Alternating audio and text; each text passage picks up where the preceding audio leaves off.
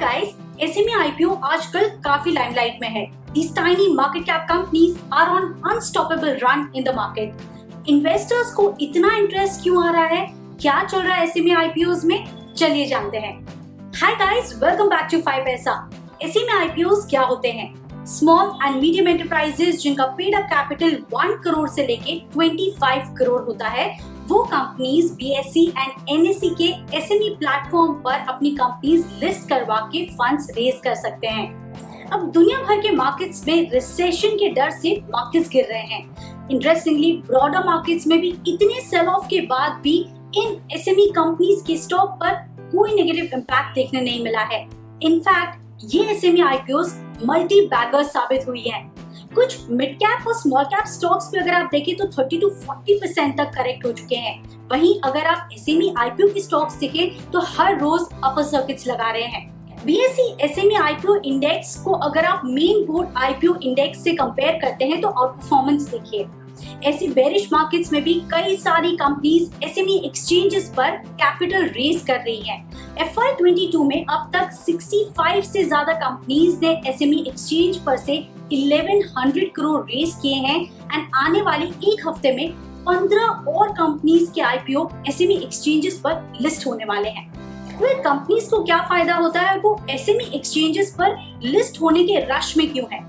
अब तक अगर आप देखें तो SMEs private equity and bonds के थ्रू फंड्स रेज करती थी, लेकिन अब धीरे धीरे जैसे इंटरेस्ट रेट्स बढ़ रहे हैं, इजी लिक्विडिटी मार्केट में कम हो चुकी है, तो इन सोर्सेज से फंड्स रेज करना एक्सपेंसिव हो रहा है.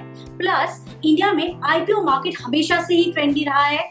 एज इन इन्वेस्टर्स IPO में इन्वेस्ट करने के लिए हमेशा एक्साइटेड रहते हैं. सो कंपनीज को फंड्स इजीली अवेलेबल हो जाते हैं compare to private equity market and cost भी कम हो जाती है. In all, this is a very good opportunity for small companies to get listed on BSE and NSE platform. And investors में इतना क्रेज क्यों है? Because of the supernormal returns. In companies ने अपने इन्वेस्टर्स को ऑन एन एवरेज 70% तक के returns दिए हैं. कुछ कंपनीज तो ऑलरेडी मल्टी बैगर्स साबित हो चुकी हैं, जैसे इंपीरियल कैश्यू ने लिस्टिंग से लेके अब तक अगर आप देखें तो 635% तक के रिटर्न्स दिए हैं.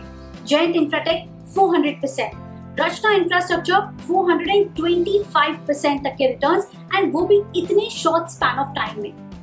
सिमिलरली कई IPOs जैसे कि अग्नि ग्रीन, सावर फ्लेक्स ने 100% तक के लिस्टिंग गेन्स दे दिए हैं, यानी कि लिस्टिंग के डेट पे ही पैसा डबल.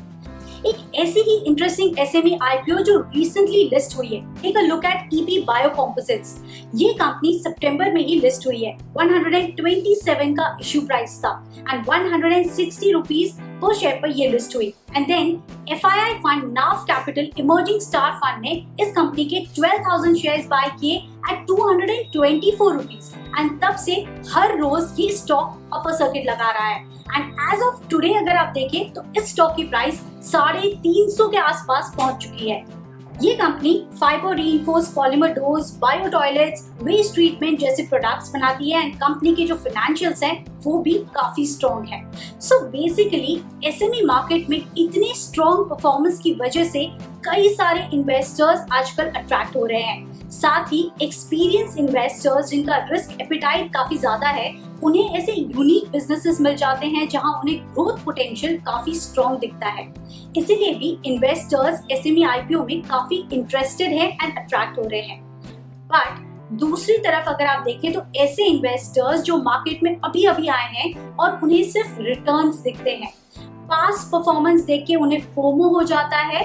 एंड क्योंकि SME IPOs की साइज काफी छोटी होती है तो ओवर सब्सक्रिप्शन का नंबर काफी बड़ा दिखता है, तो रिटेलर्स को लगता है कि इस IPO को काफी स्ट्रॉन्ग रिस्पॉन्स मिल रहा है, ग्रे मार्केट प्रीमियम काफी हाई मिलता है, तो बिना प्रॉपर रिसर्च किए अपने रिस्क एपिटाइट को जाने वो इसमें इन्वेस्ट कर देते हैं and this is highly risky.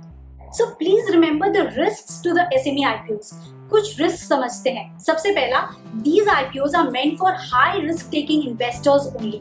SME IPO में मिनिमम इन्वेस्टमेंट 1 लाख होता है वर्सेस 15,000 पर lot in main board IPOs. Third, in company की जो वैल्यूएशंस हैं वो सेबी रेगुलेट नहीं करता है. BSE और NSE जो एक्सचेंजेस हैं वही रेगुलेट करते हैं. फोर्थ, कंपनी की जो फाइनेंशियल रिपोर्टिंग है वो क्वार्टरली नहीं होती है जैसे यूजुअल कंपनीज करती है. इन कंपनीज को 6 महीनों में एक बार अपने फाइनेंशियल्स को रिपोर्ट करना होता है, इसलिए भी थोड़ा रिस्की हो जाता है। Fifth and most important, in stocks के लिस्टिंग के बाद भी इनके जो वॉल्यूम्स होते हैं वो काफी लो होते हैं। बेसिकली इलिक्विड स्टॉक्स आपको ज्यादा देखने मिलेंगे और इसलिए भी आपको इन स्टॉक्स में मैनिपुलेशन ज्यादा देखने मिल सकता है, तो ये रिस्क सबसे बड़ा है। बट जैसे मैंने पहले कहा कि past performances, excitement to earn returns in the short span of time, and जैसे हम देख रहे हैं कि मेन मार्केट्स में काफी फॉल हो रहा है, करेक्शन हो रहे हैं, सो एसएमई आईपीओस फिलहाल काफी लाइमलाइट में है एंड इन्वेस्टर्स को अट्रैक्ट कर रहे हैं। अगर आपने ऐसे किसी इंटरेस्टिंग एसएमई आईपीओ में इन्वेस्ट किया है तो हमें कमेंट सेक्शन में जरूर बताएं। एंड ऐसे ही इंटरेस्टिंग ट्रेंड्स के लिए don't forget to subscribe to our channel. Video अच्छा लगा तो don't forget to like and share this video. And lastly please note, ये इन्फॉर्मेशन सिर्फ एंड सिर्फ एजुकेशनल पर्पस के लिए है and it is not a recommendation in any way.